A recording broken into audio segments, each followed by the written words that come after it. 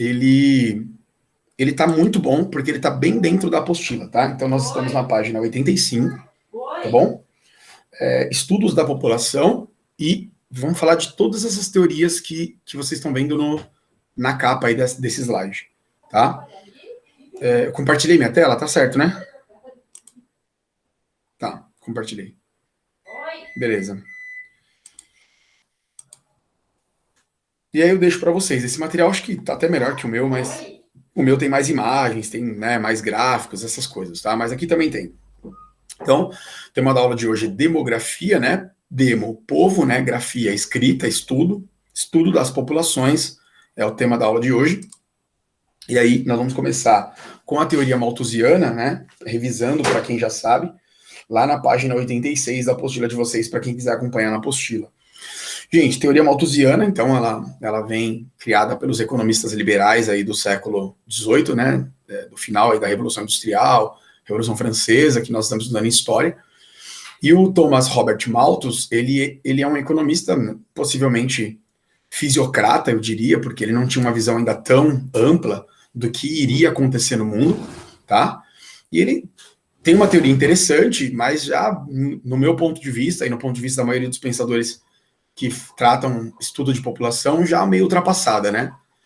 A teoria malthusiana, ela, de forma geral, ela diz que a população cresce num ritmo geométrico, dobrando a cada 25 anos. Enquanto isso, a produção de alimentos cresce num ritmo aritmético, né? Ou seja, ele estabelece uma teoria de que a população sempre vai estar crescendo numa velocidade maior do que a capacidade que a agricultura tinha naquele momento de produzir alimento. E isso é o fator que gera pobreza, que gera fome, que gera miséria e tal. Então essa é a teoria do Thomas Malthus, tá? Daí o termo malthusiano. E ele previa que em um futuro próximo faltaria alimentos e que o planeta entraria em um caos social, tá? Ele não estava errado em relação ao caos social e à falta de alimentos, ele está errado no objeto de pesquisa, né? O que causa o caos e a falta de alimentos é que ele errou, né? Ele, na verdade, está equivocado em relação a isso. E vocês já sabem, né? Mas a gente vai passar aqui rapidinho. E qual seria a solução, né? Ele era um sacerdote anglicano.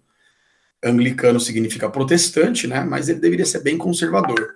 E se vocês pegarem o terceiro ano, os protestantes na Inglaterra, até hoje, eles têm menos filhos do que os católicos, tá? Então, as regiões que se preservaram católicas no Reino Unido têm uma taxa de natalidade maior do que as regiões que passaram pela reforma protestante, pelo puritanismo, anglicanismo, calvinismo e assim por diante, tá? A solução, né, na visão de Malthus, então, é um controle severo da taxa de natalidade como forma natural. Ele prega, então, a abstinência sexual, uma vez que, no período em que ele viveu, não existiam métodos contraceptivos, né? Então, o único que existia era o coito interrompido, né? Então, não dá muito certo esse negócio de coito interrompido. O mundo está com quase 8 bilhões de habitantes por conta exatamente disso, tá? Aí nós vamos para as falhas cometidas por Malthus, tá bom, gente? Quais são as falhas, né? A urbanização, gente, ela é ocasionada como consequência do processo de industrialização. E uma sociedade rural, é comum as pessoas terem muitos filhos. Por quê? Porque elas produzem seu próprio alimento. E se elas produzem seu próprio alimento, é natural que elas queiram ter filhos, porque os filhos, além de serem um fator emocional, né, de carinho, de querer ter uma família e tal, está diretamente relacionada à manutenção da mão de obra, né? Se você vai para uma área rural, sejam pequenas ou grandes áreas rurais, a mão de obra das áreas rurais, elas são predominantemente familiares, ou seja, o cara tem 10 filhos, tem 5 filhos, e esses filhos vão trabalhar com ele na terra, né? Então a mão de obra é o marido, a mulher e os filhos, né? Quando você sai da zona rural e vai para uma área urbana, nós estamos falando que filhos não são mais uma mão de obra, mas são um custo, né? Então, a questão do planejamento familiar na área urbana, ela muda drasticamente. Se para mim ter filhos na zona rural é vantajoso, na zona urbana não é tão vantajoso, obviamente, a não ser que eu tenha uma renda consideravelmente elevada, tá? E um fator que eu acho extraordinário, hoje no Brasil, por exemplo, mais da metade da população economicamente ativa do Brasil são mulheres, né? 52% da população economicamente ativa no Brasil. Não é algo exclusivo do Brasil, né? Isso é uma realidade no mundo. Cada vez mais as mulheres estão tomando o lugar dos homens no mercado de trabalho. Hoje, a maioria das casas são chefiadas por mulheres, ou seja, são mantidas, sustentadas por mulheres. A entrada da mulher no mercado de trabalho é por opção ou por necessidade, tá? Os casamentos se dão, principalmente no mundo desenvolvido, né, nos países centrais, Europa Ocidental, Estados Unidos, né, Japão. Os casamentos estão acontecendo mais tarde, tá? Então as pessoas estão, antigamente, né, era muito comum uma menina de 15, 16, 17 anos se casar, o rapaz lá de 20, 21, 22. Hoje, cada vez mais, ou as pessoas não se casam, ou elas se deixam para se casar depois dos 28, 30, 35. Deixa eu só acompanhar o... Não sei se é meu celular. Dos anos 60 para cá, né, 70 para ser mais exato, a evolução e disseminação dos métodos contraceptivos, né, então, preservativos e anticoncepcionais, além de cirurgias e tal, hoje em dia, né, laqueadura, né, vasectomia e assim por diante, e a evolução na agricultura, aumentando a produtividade. Então, esses são os grandes erros do Malthus, tá, gente? Para vocês dissertarem isso numa questão de segunda fase, né, Unesp, FUVEST, eu acho que é importante vocês terem esses aspectos para poder, tipo, contrapor, né? Ah, se a pergunta for lá, quais são os aspectos que caracterizam falhas no pensamento malthusiano, né? Então, vocês teriam que estar descrevendo, né, de forma muito correta, essas características aqui. Tudo bem aí, pessoal?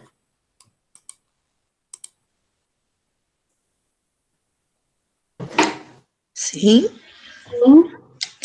Beleza. Ok. A teoria neomalthusiana, né, ou seja, a nova teoria de Malthus, ou malthusiana, ela é normalmente defendida por países ricos, desenvolvidos, que querem justificar a DIT, né, que querem justificar a divisão internacional do trabalho. Então, de forma geral, nós saímos do período colonial, fomos, né, do século XVI ao século XIX, caminhamos para o período neocolonial, século XIX, século XX, tá? E eu defendo, e vários pensadores defendem, que no século XXI nós estamos ainda atravessando um período neocolonial, principalmente quando se fala de África, quando se fala de América Latina e quando se fala de sul da Ásia e sudeste da Ásia. E esse neocolonialismo hoje ele não acontece mais como ocorria no passado, mas ele acontece principalmente pela transferência das plantas produtivas dos países ricos para os países pobres, né? E essa transferência de plantas produtivas, ela está diretamente ligada à terceirização do capitalismo, né? Onde os países centrais, União Europeia, Estados Unidos, Japão, tal, eles transferem suas plantas produtivas para os lugares que oferecem matéria-prima barata, mão de obra barata e não fiscalizam leis ambientais. E com isso, essas grandes empresas transnacionais dos países ricos aumentam a sua lucratividade. Nós temos os iuguires lá na China, né, que vivem numa província chamada Jingishan, né, Jingishan, alguma coisa assim. 1 milhão de pessoas trabalhando em condições de escravidão na China, trabalhando para empresas como Apple e como Nike. Então, a Nike, a Apple e outras grandes empresas multinacionais estão aumentando cada vez mais a sua lucratividade, faturando bilhões de dólares por ano, utilizando-se de mão de obra escrava, tá? E eu acho que é importante vocês entenderem que a relação da pobreza e da fome está diretamente ligada à exploração do trabalho e à falta de distribuição, à má distribuição de renda, tá?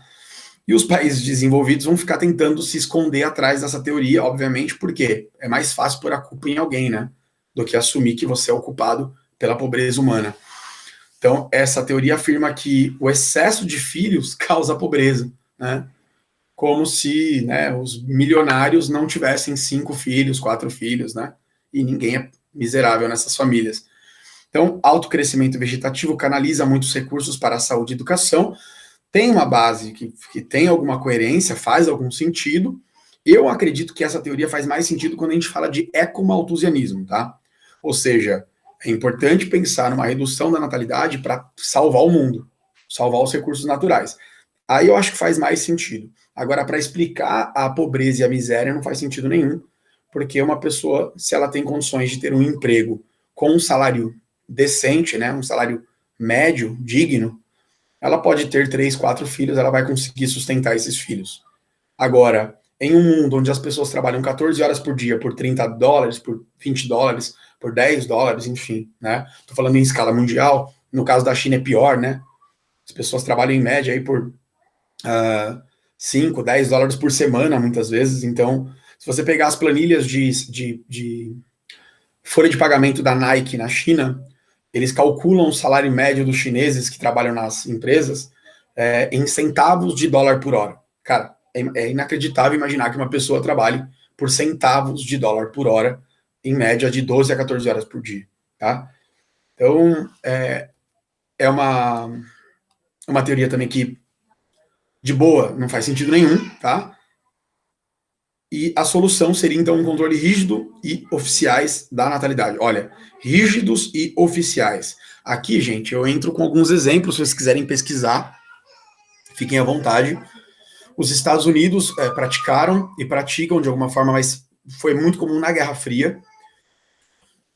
Nos anos ali da Guerra Fria, os Estados Unidos utilizaram programas da ONU para esterilizar mulheres na América Latina, países pobres, Bolívia, Peru, Haiti, Colômbia. Não sei se isso aconteceu no Brasil, não tem muitas notícias assim de cabeça sobre isso no Brasil, mas programas de esterilização, né, para que as mulheres dos países, das regiões mais pobres da América Latina não pudessem mais ter filhos. A China, vocês conhecem muito bem, né, ela iniciou uma política nos anos 80 de política de um filho só, né, de filho único, aonde a lei só permitia um filho em áreas urbanas e 2 filhos em áreas rurais, né? E caso as famílias burlassem essa regra, né, o governo não oferece nenhuma infraestrutura, nenhum atendimento médico, hospitalar, seja lá o que for, inclusive podendo levar a gestante e praticar aborto com a autorização do governo. A China dispensa comentários, é uma ditadura brutal, o governo faz o que quer, não há liberdade lá, não há democracia, tá? E outros países buscam fazer isso, a Índia também busca, né, criar uma taxa de controle de natalidade, a Índia é o país segundo a maior população do mundo, 1,336 bilhões de pessoas, tá? 1,336 bilhões de indianos, e a Índia precisa, obviamente, entrar nessa linha de redução de natalidade. Entretanto, é muito difícil, porque o brahmanismo, né, o hinduísmo, acredita que o ser humano evolui do animal para o ser humano perfeito. E essa evolução ela só acontece quando você nasce várias vezes. Então, eles acreditam que ter muitos filhos é uma evolução espiritual.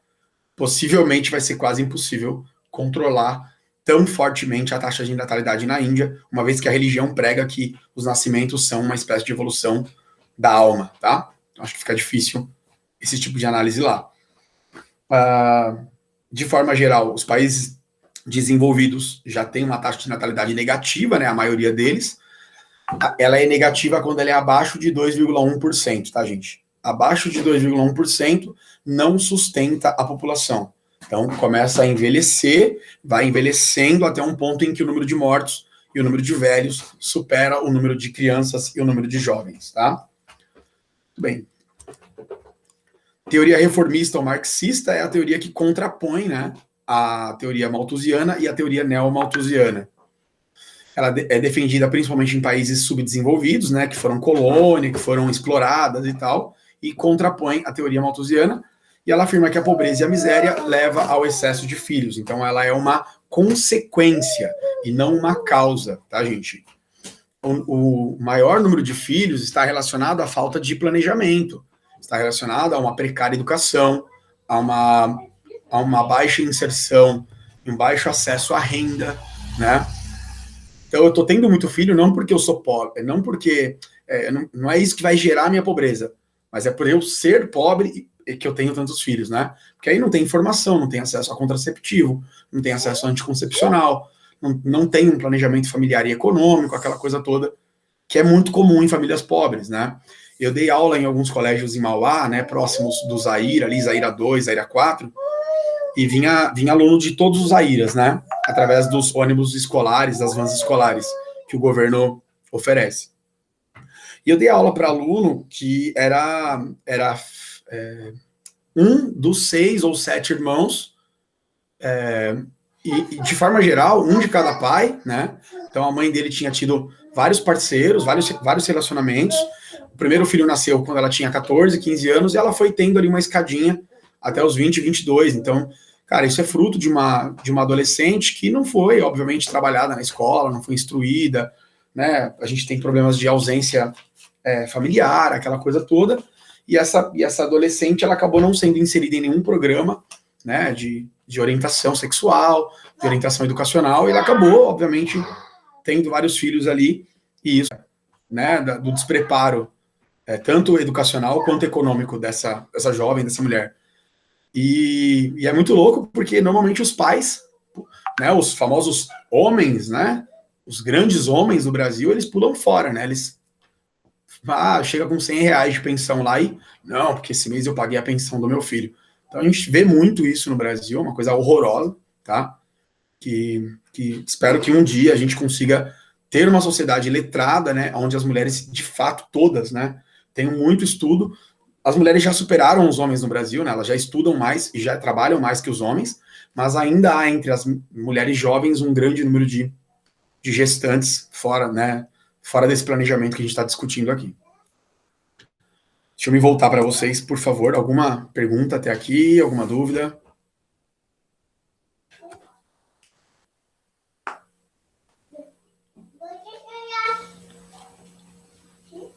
Tudo bem aí? Terceiro? Tudo. Beleza. Galera, fechou. Então, teoria do ciclo de transição demográfica, muito conhecido por vocês já também, né? É a teoria criada para explicar a transição de uma sociedade com altas taxas de natalidade e mortalidade para uma sociedade com baixas taxas de natalidade e mortalidade, tá? Em resumo, transição demográfica é isso. E são sustentadas ao longo do tempo na transição de uma sociedade rural, de uma sociedade agrária, para uma sociedade urbano-industrial.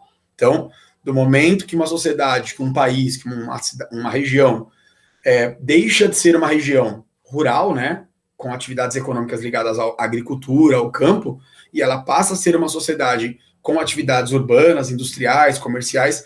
Então, vai havendo essa transformação, né, nos indicadores, nas taxas de crescimento vegetativo, que estão ligadas à taxa de natalidade, fecundidade e à expectativa de vida ao nascer, ou longevidade, se vocês preferirem, tá? Ela sustenta a ideia de que os países passam por estágios de crescimento. Todos os países um dia atingirão o último estágio, que seria o equilíbrio demográfico com baixo crescimento vegetativo. A Europa Ocidental, o Canadá e o Japão estão nesse estágio. O leste europeu, a América Latina, o sul da Ásia, né? A África é o continente onde isso está menos avançado, tá? As maiores taxas de natalidade do mundo estão, em geral, no continente africano, óbvio, né? Por conta da pobreza, desigualdade social, guerras, etc e tal, tá? Passado colonial e aquela coisa toda. Karina, pega a Bela aqui, por favor. Ela tá pegando no... Vai para lá, ô, bonita. Vem, Bela. Estágios de crescimento. Então, esses são os 3 estágios, galera. Entendeu isso aqui? Sabe perfeitamente o que é transição demográfica. Tem que conhecer o gráfico também que vocês têm na apostila. Tem um gráficozinho que normalmente cai em questão de vestibular, que está na página 87, tá, galera? Então, esse gráfico é bem legal. A apostila trouxe um gráfico bem explicado aí, né? Bem descrito, né? Então, crescimento baixo e lento. Ou seja, a população do mundo, pessoal, até 1900, ela se manteve relativamente estável e baixa, tá? Por quê, professor? Porque a taxa de natalidade era muito alta, mas a taxa de mortalidade também era muito alta. Ou seja, o mundo só conheceu o primeiro 1 bilhão de habitantes há 200 anos atrás, há 150 anos atrás. Então, nós levamos do fim da pré-história até a Revolução Industrial para que o mundo chegasse a 1 bilhão de habitantes. O que apavora é que de lá para cá nós multiplicamos por 7,5 em 100 anos. Esse é o grande problema.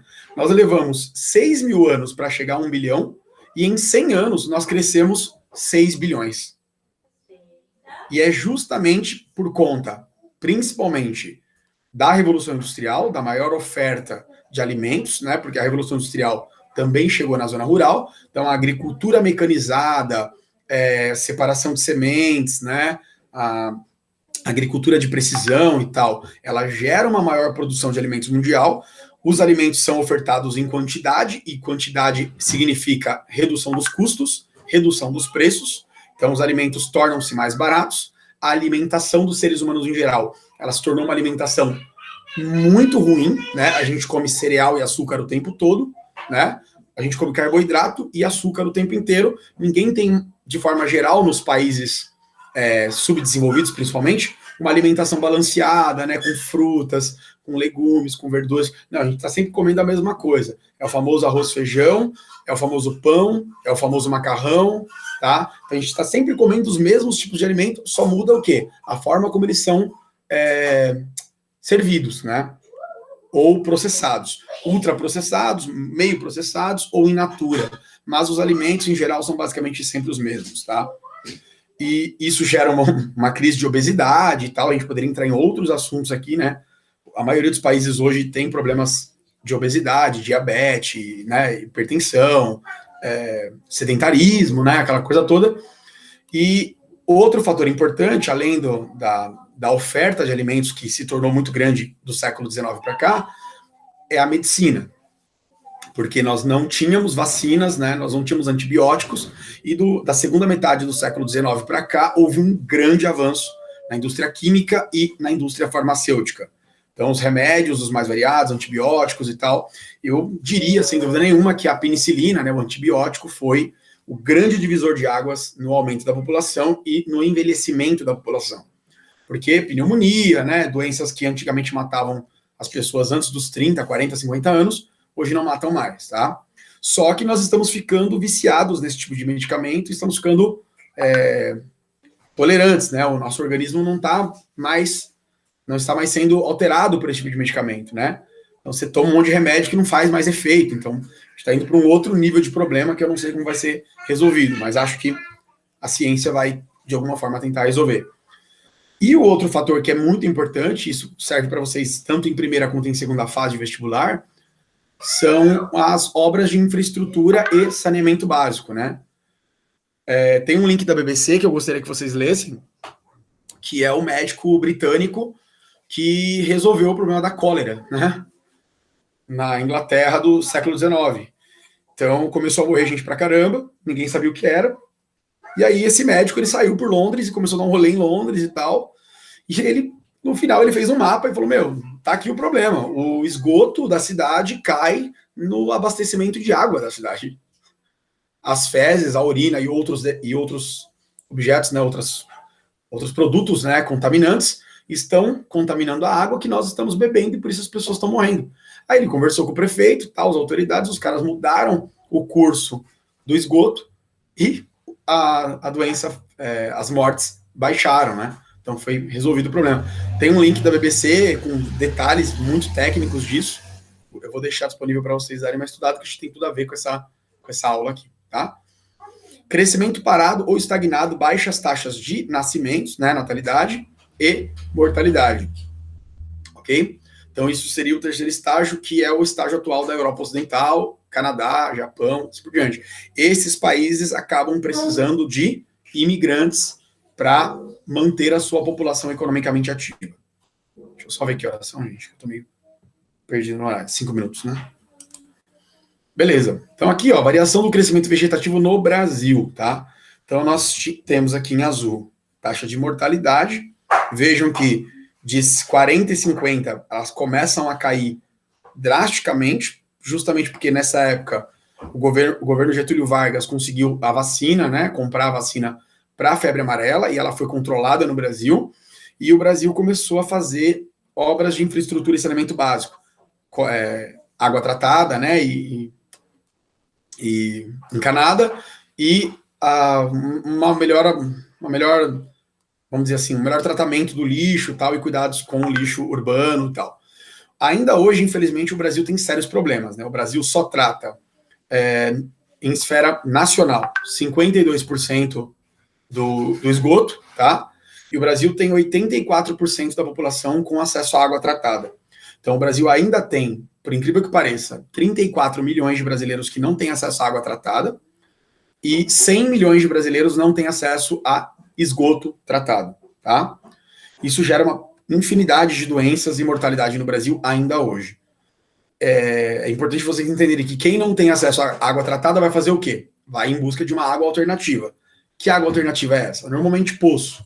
Será que todos os poços são seguros, né? Ou estão expostos à contaminação por fezes, urina e outros problemas, né? Água de rio, né? Água de córrego, enfim. Água alternativa é o que você tiver.